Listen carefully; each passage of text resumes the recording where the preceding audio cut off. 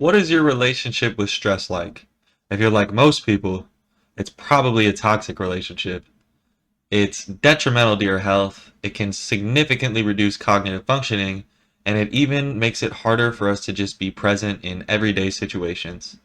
And unlike the typical toxic relationship, this one is not entertaining. Instead, we want our relationship with stress to be more like a quick fling. Intense, quick, and ending without damaging us. All this takes is a simple shift in perspective of the way we view stress and knowing a few simple stress reduction techniques, both of which you will be learning in today's video. So let's get right on into it. The first thing that you need to know is that stress is actually meant to help us in the short term. I'm sure we've all heard the phrase, stress kills, which is partially true, but the actually correct statement would be prolonged stress kills. According to research from the NIH, short-term stress is one of nature's fundamental survival mechanisms that could be harnessed clinically to safely and effectively enhance immunoprotection and functionally to enhance mental and physical performance. They wrote that really badly. That was hard to inflect on, but we got through it. These findings prove that stress functions to enhance our ability to perform rather than to hinder our ability to perform. And when it comes to this, I like to think of professional athletes or even just regular athletes in general. A good athlete is going to be able to take that stress and use it as fuel to go forward and to get the job done rather than crumbling under it. Although sometimes they do, usually in the playoffs when you need it the most, but for the most part, they usually use it to actually perform better. The thing is, however, stress used to only be short term.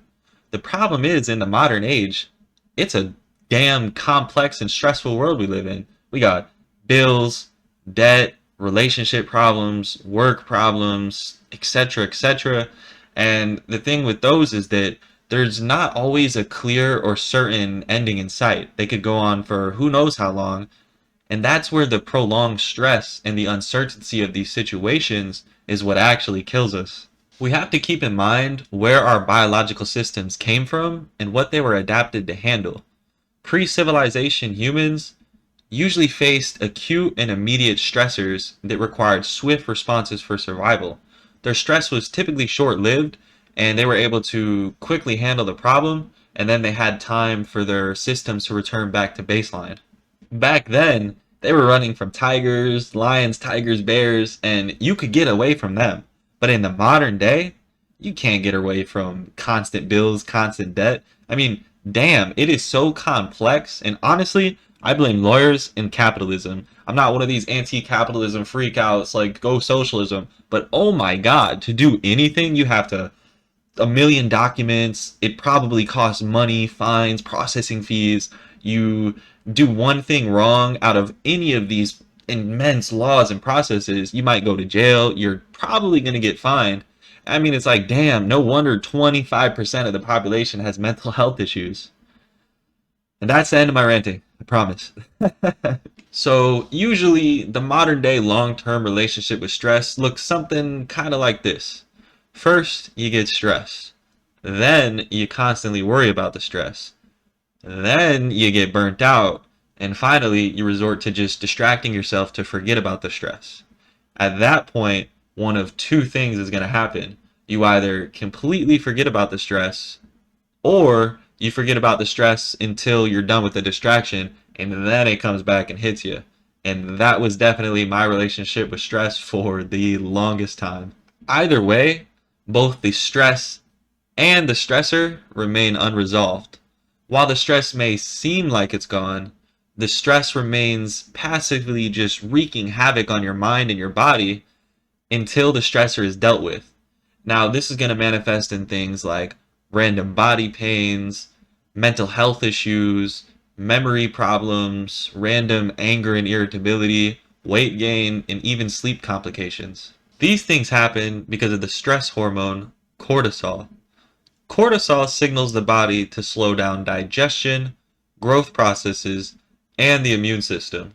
It also alters the heartbeat and blood pressure. Now, as mentioned earlier, stress, or cortisol, is our friend, not our enemy. But like any friend who stays over too long, it eventually causes problems. So now you know that stress is actually meant to enhance your ability to handle stressors. And now you also know that being stressed for too long of a period of time can cause some serious issues. That simple understanding is the main thing that you need to know in order to handle the stresses of life in a better way. In addition, you need to combine this understanding with a healthy way of handling these stressors. Many of the modern day stressors are long term. There's really nothing we can do about that. But that doesn't necessarily mean we have to be stuck in stress mode for the entire duration of the stressor.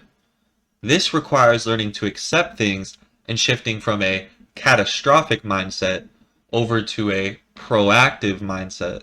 So, when someone with a catastrophic mindset has a problem, they're just going to instantly get into panic mode and they're going to be stuck focusing on, oh, this negative thing is going to happen, or oh my God, this is so terrible. And a proactive person is going to, sure, you can acknowledge the fact the situation sucks, but they're going to immediately move on and start looking for ways that they can problem solve and fix the situation. So let's use losing a job as an example. Is it stressful? Does it suck? Sure. Well, what benefit do you get from being a catastrophizer who just focuses on how broke they are, or how hard it's going to be to find a job in this market, or the trip that they're not going to be able to take right now? Absolutely nothing. Now, a proactive person, they can again acknowledge it sucks. Like, damn, that's an L. And then they're going to do a rundown of their finances. They're going to put in numerous applications every day. And they're going to accept the fact that they got to postpone that trip until they have their shit together. Now, when it comes to these stressful situations, my personal statement that I say is this is a test. This helps me instantly just become mindful. Okay, I'm in a stressful situation. Keep it together. At the very least, I'm going to grow from the situation. So now you have the proper perspective and proper understanding of stress. You're much better equipped to handle the endless and increasingly difficult amount of stress that life is going to throw your way. However, that doesn't change the fact that long-term stress is unavoidable and it can cause serious complications. Now, this is where stress management techniques come into play.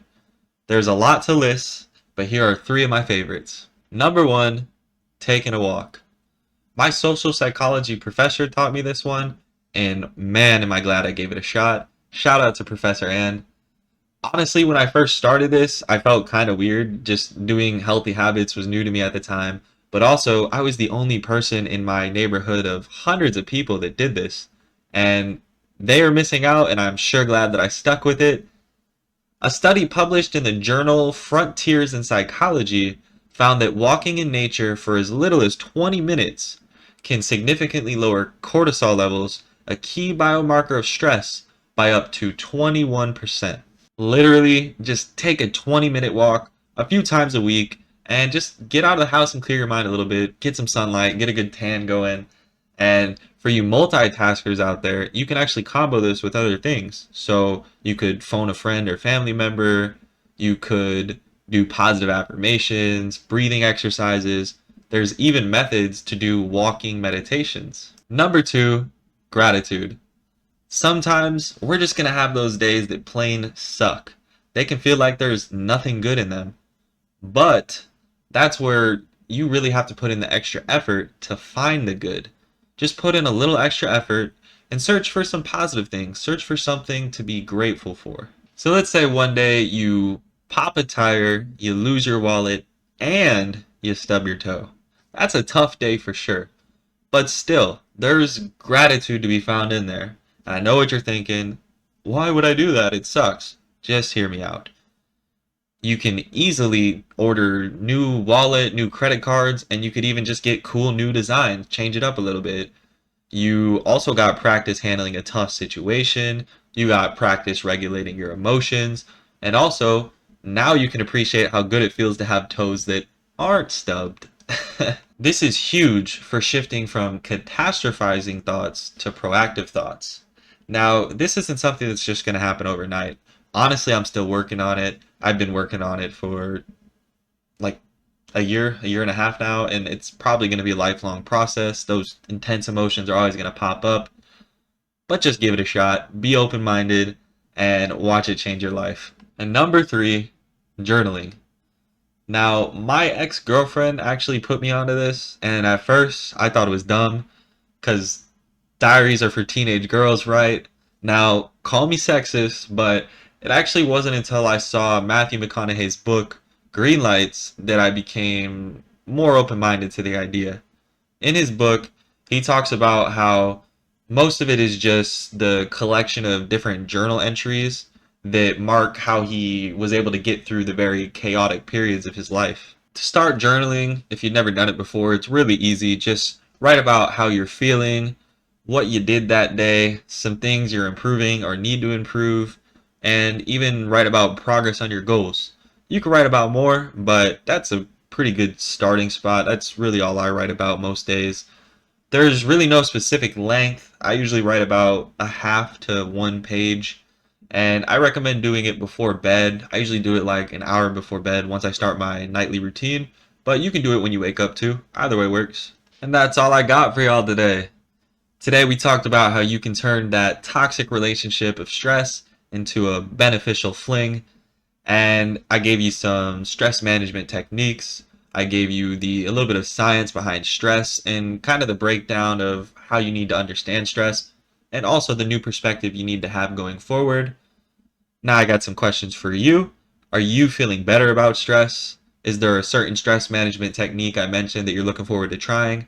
If so, or if you just found the video helpful in general, let me know down below. Make sure you click that subscribe button. And I appreciate y'all checking in the content today. Looking forward to seeing y'all in the next one. Take care, everybody.